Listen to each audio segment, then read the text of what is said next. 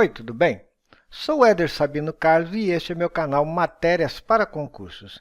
No vídeo de hoje, continuarei a série sobre democracia e rupturas democráticas na segunda metade do século XX, em sua parte 3. Se você é novo no canal, seja bem-vindo. E se você está estudando para concurso, aproveita para dar um like, se inscrever no canal e ativar o sininho para não perder nenhum vídeo. Então vamos lá? Bom, quando veio a renúncia de Jânio Quadros, Jango se encontrava na China numa missão oficial armada por Jânio. O presidente trabalhou para que o vice estivesse justamente num país comunista no momento que a crise estourasse. As supostas inclinações comunistas do vice se tornariam inquestionáveis. Conforme a previsão de Jânio Quadros, os militares de fato vetaram a posse de Jango. Diante dessa ilegalidade, o governador do Rio Grande do Sul, Leonel Brizola, ameaçou pegar em armas para garantir o cumprimento da Constituição. A renúncia, portanto, deixou o Brasil à beira de uma guerra civil. Esse texto eu tive como fonte a agência Senado. João Goulart, que teve um governo de 1961 a 1964. A Guerra Civil só não estourou porque os senadores e deputados negociaram com Jango a adoção do parlamentarismo, em substituição ao presidencialismo vigente desde 1889. O presidente passaria a dividir o governo com o primeiro-ministro. Com os poderes presidenciais de Jango limitados, as Forças Armadas aceitaram a posse. 2 semanas depois da renúncia, a crise enfim se encerrou. Mais tarde, por meio de um plebiscito em 1963, os brasileiros decidiram pela volta do presidencialismo. Esse texto eu tive como fonte a agência Senado. Durante o governo Jango, o movimento estudantil radicalizou suas propostas de transformação social e passou a intervir diretamente no jogo político. A Ação Popular, organização com objetivos revolucionários, nasceu em 1962, quando a juventude universitária católica se desligou da hierarquia da Igreja Católica e assumiu posições socialistas, passando a participar ativamente das lutas políticas da época. Essa definição caiu em concurso público. A chamada Campanha da Legalidade, que teve lugar no Rio Grande do Sul no final de agosto de 1961, representou uma disputa que se desenrolou nos círculos militares e políticos em relação à posse de João Goulart na presidência após a renúncia de Jânio Quadros. Com o objetivo de evitar que essa disputa se transformasse em um conflito civil, foi acordado que João Goulart assumiria a presidência, mas com seus poderes limitados devido à implantação do sistema parlamentarista. Essa definição caiu em concurso público. Depois do plebiscito de 1963, são restaurados poderes ao presidente Jango. João Goulart, que era conhecido como Jango, lançou em 1964 um programa que se chamava Reformas de Base com propostas estruturais.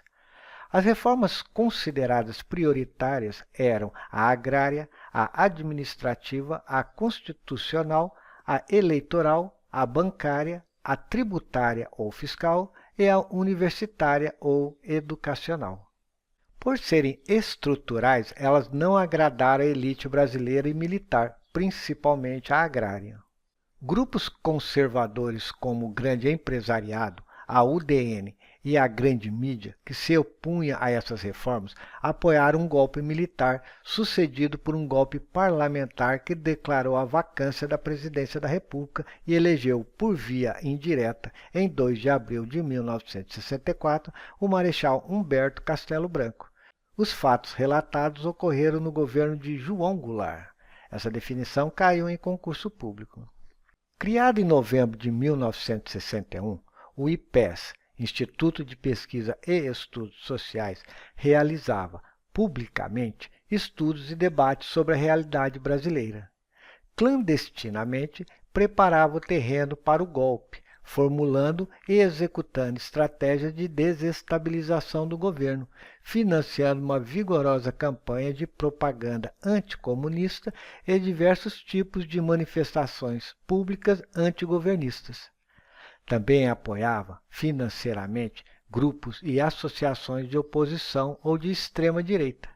Sob a proteção do IPES, seriam abrigados grupos femininos responsáveis por organizar as marchas da família com Deus pela liberdade, que precederiam o golpe político, empresarial, civil e militar.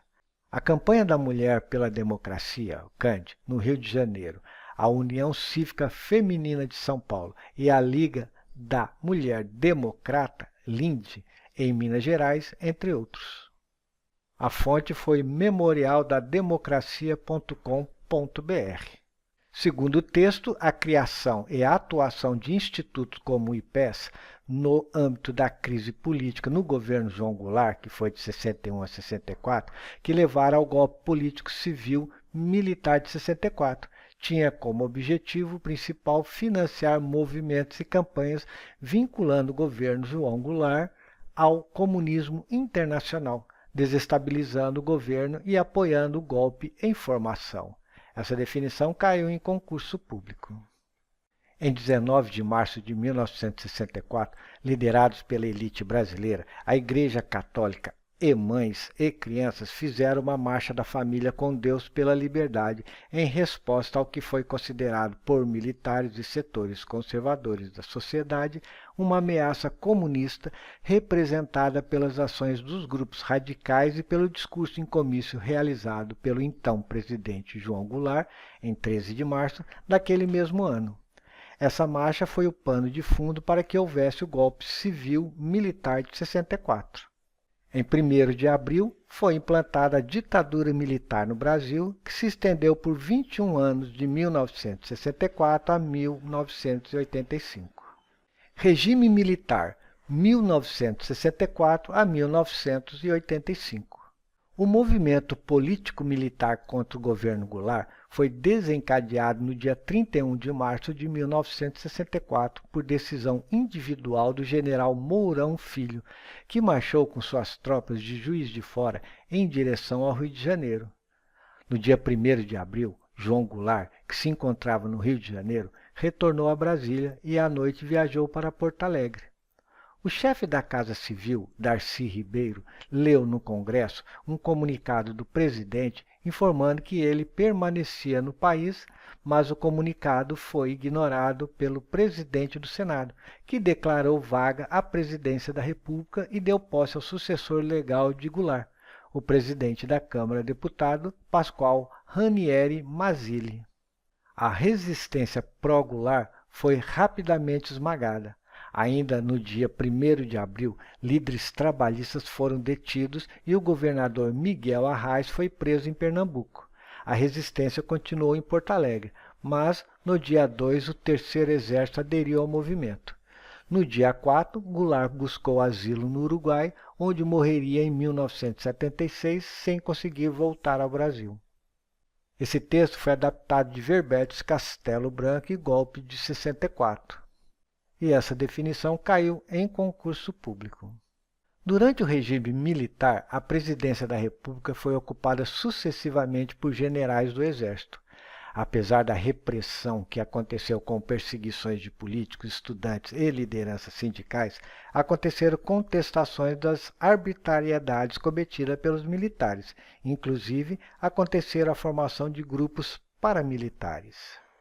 Foi estabelecido o AI-1, contendo 11 artigos, permitindo ao governo militar o poder de modificar a Constituição, anular mandatos legislativos e interromper direitos políticos por 10 anos, além de poder demitir, colocar em disponibilidade ou aposentar compulsoriamente qualquer pessoa que fosse contra a segurança do país, além de determinar eleições indiretas para a presidência da República. Essa definição caiu em concurso público. A junta militar que assumiu o poder dizia que a revolução, ou seja, o golpe, era temporária. Inclusive, ficava claro na publicação do Ato Institucional número 1, que é o AI-1, onde eles diziam que o movimento era cívico-militar para reforçar que era uma autêntica revolução.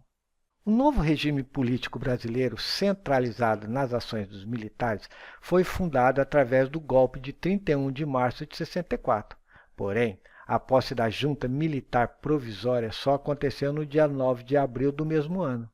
Decretando o chamado AI-1, ou seja, o Ato Institucional número 1, a junta buscava criar condições ideais para a reorganização do país segundo os moldes da direita nacional. Essa definição caiu em concurso público. Sobre o regime militar, pode ser pedido questões usando os termos de golpe, regime civil-militar ou político-militar e golpe civil-militar. Então, assim, muita atenção na leitura das questões, tá joia?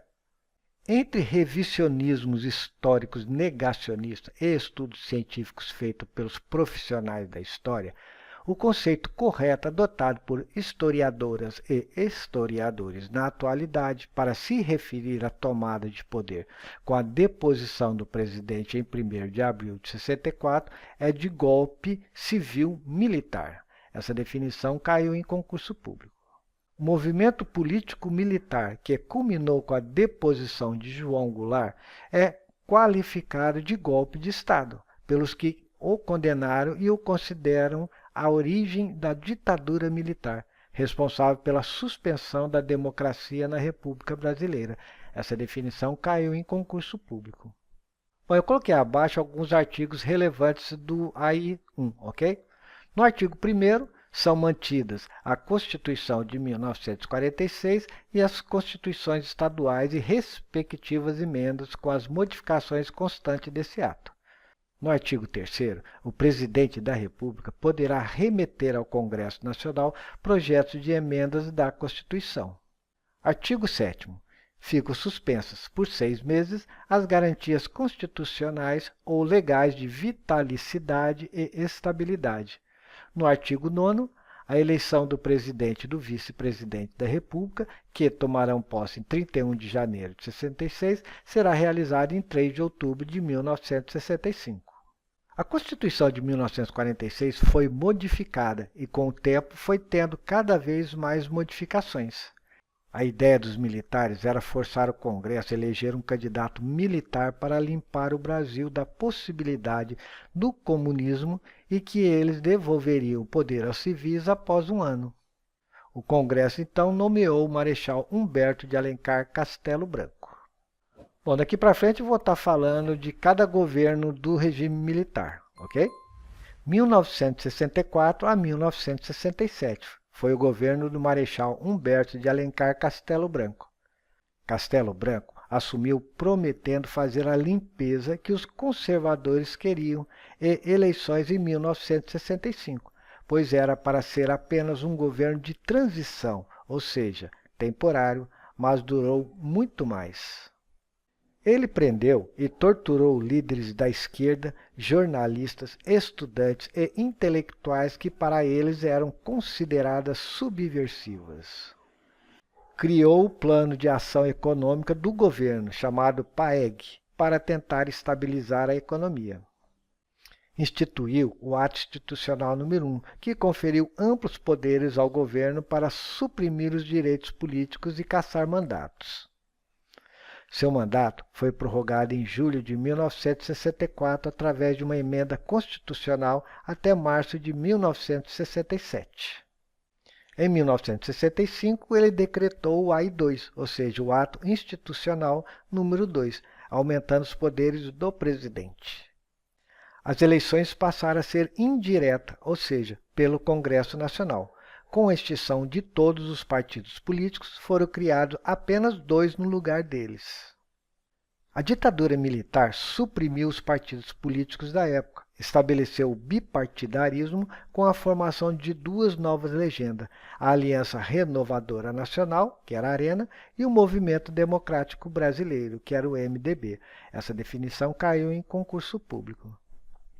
No governo de Castelo Branco, foi instituído o bipartidarismo. Só estava autorizado o funcionamento de 2 partidos, o Movimento Democrático Brasileiro, MDB, e a Aliança Renovadora Nacional, a Arena.